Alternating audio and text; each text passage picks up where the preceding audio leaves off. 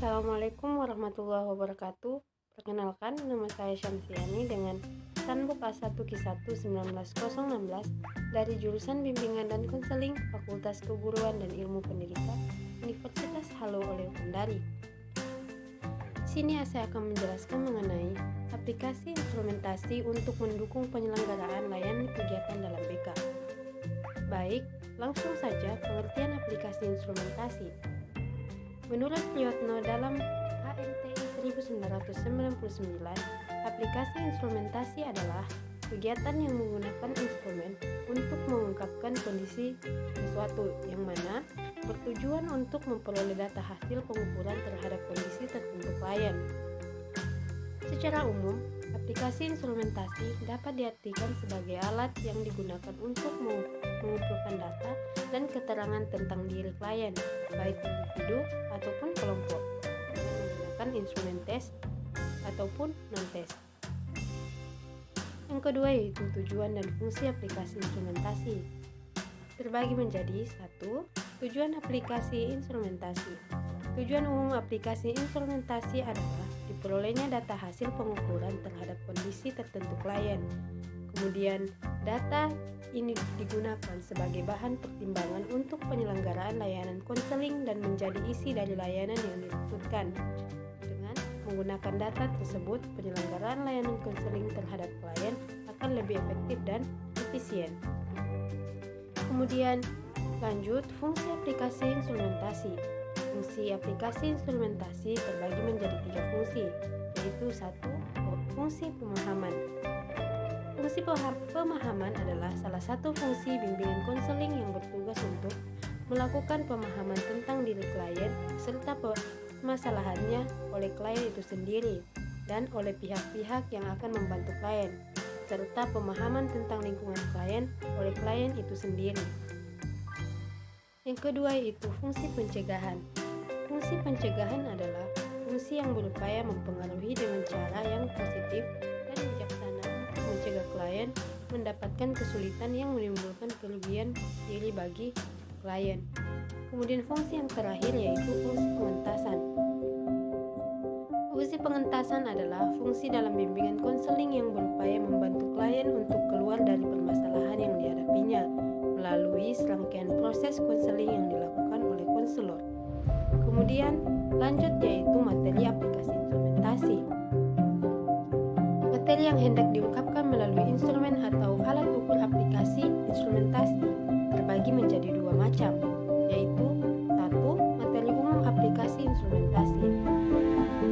Data dan keterangan yang perlu dikumpulkan melalui aplikasi instrumentasi bimbingan dan konseling pada umumnya meliputi 1. Kebiasaan dan sikap dalam beriman dan bertakwa kepada Tuhan Yang Maha Esa.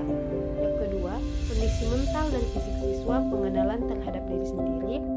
Yang kemudian, kemampuan pengenalan lingkungan dan hubungan sosial. Kemudian, tujuan sikap, kebiasaan, keterampilan, dan kemampuan belajar. Dan yang selanjutnya, informasi karir dan pendidikan. Dan yang terakhir, kondisi keluarga dan lingkungan. Kemudian lanjut materi aplikasi instrumentasi dalam bidang-bidang bimbingan.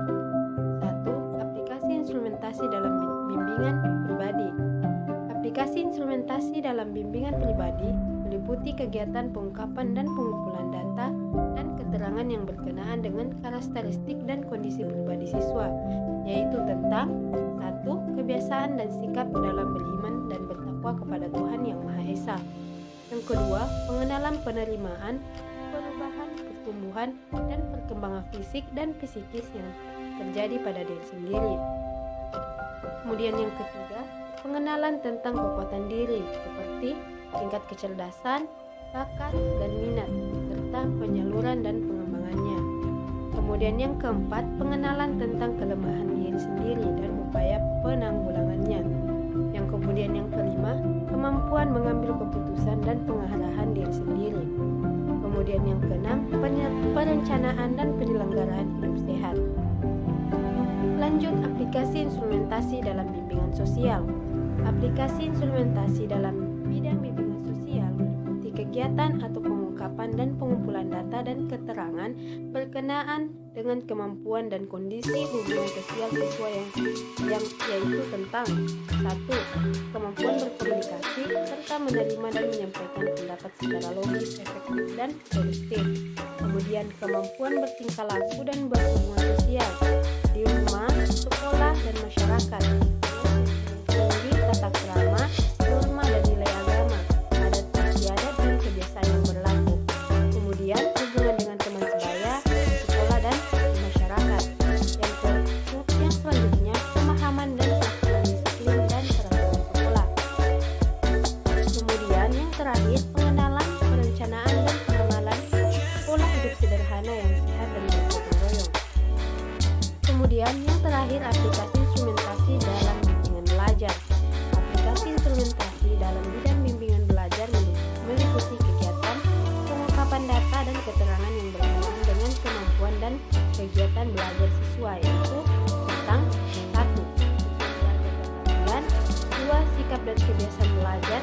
3. Kemampuan keterampilan teknis belajar. Yang keempat, kegiatan dan disiplin belajar serta berlatih secara efektif, efisien, dan produktif. Yang kelima, penguasaan materi pelajaran dan latihan atau keterampilan. Yang keenam, pengenalan dan pemanfaatan kondisi fisik, sosial, dan budaya di sekolah dan lingkungan sekitar. Kemudian yang terakhir, orientasi belajar dan di perguruan dan sekolah yang lebih tinggi. Kemudian komponen aplikasi instrumentasi. Kegiatan aplikasi instrumentasi yang mensinergikan 3 komponen pokok, yaitu 1. Instrumen, 2. Responden, dan 3. Pengguna instrumen. Instrumen terbagi menjadi 2, yaitu instrumen tes dan instrumen non-tes. Instrumen tes adalah berbagai tes psikologis seperti tes intelijensi, bakat dan minat, dan tes hasil belajar seperti soal ulangan dan ujian. Instrumen tes ini diselenggarakan secara tulis atau tulisan, secara individual ataupun kelompok. Kemudian instrumen non-tes. Instrumen non-tes adalah instrumen yang digunakan untuk mengetahui kondisi klien sebagaimana adanya, tanpa menekankan apakah kondisi mutunya tinggi atau rendah. Instrumen non-tes berupa psisiometri, psikogram, observasi, AUM, PTSDL, AUM, UMUM, angket, daftar checklist, dan wawancara. Seperti instrumen tes, instrumen non-tes juga ada yang diselenggarakan melalui tulisan dan lisan secara individual atau kelompok. Kemudian responden. Responden adalah orang yang mengerjakan instrumen baik tes maupun non-tes melalui pengadministrasian yang dilakukan oleh konselor. Kondisi responden yang diteliti oleh konselor terbentang dari semua karakteristik dan seperti umur, jenis kelamin, kondisi fisik, dan psikologis. Dan kemudian yang terakhir yaitu penggunaan instrumen. Seorang konselor sangat bertanggung jawab dalam menggunakan data hasil penggunaan instrumen. Kemudian adapun asas-asas aplikasi instrumentasi. Aplikasi instrumentasi pada dasarnya adalah pengungkapan kondisi pribadi responden. Aplikasi ini memiliki 2 asas yang sangat berpengaruh dan dalam terselenggaranya kegiatan aplikasi instrumentasi, yaitu 1. Asas kerahasiaan, dan 2. Asas kesukarelaan. Kemudian adapun pendekatan dan teknik aplikasi instrumentasi. Pendekatan dan teknik yang digunakan aplikasi instrumentasi meliputi 1.